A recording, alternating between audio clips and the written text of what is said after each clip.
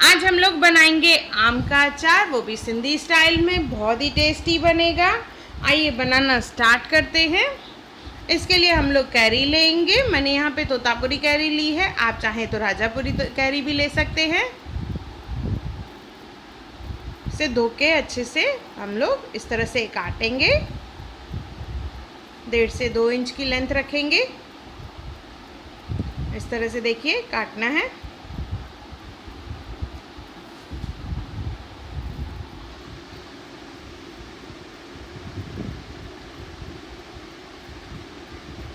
काटने के पहले ही धो लेना है। इसी तरह से सब कैरी काट के उससे हम लोग ले लेंगे बाउल में या कोई भी बर्तन में ले लेंगे। इसमें डालेंगे नमक। नमक डाल के इसे अच्छे से मिक्स करना है, हाथ का इस्तेमाल ना करें। नमक डालने के बाद इसे हम लोग धूप में रखेंगे। 2 से 3 घंटे धूप में रखना है।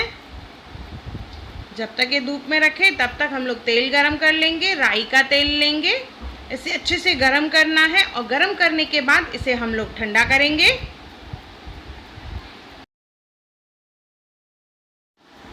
तेल गरम हो चुका है। गरम होने के बाद इसे ठंडा करने के लिए रखेंगे।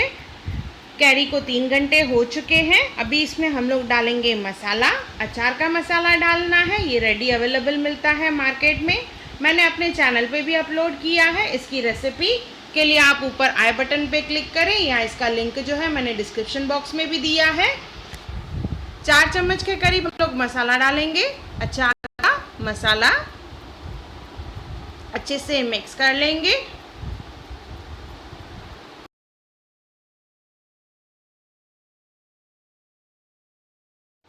ये अच्छे से मिक्स हो चुका है। इसके साथ हम लोग 1 चम्मच सौंफ भी डालेंगे। अभी एक साफ और सूखे जार में हम लोग इसे भर के रखेंगे। इस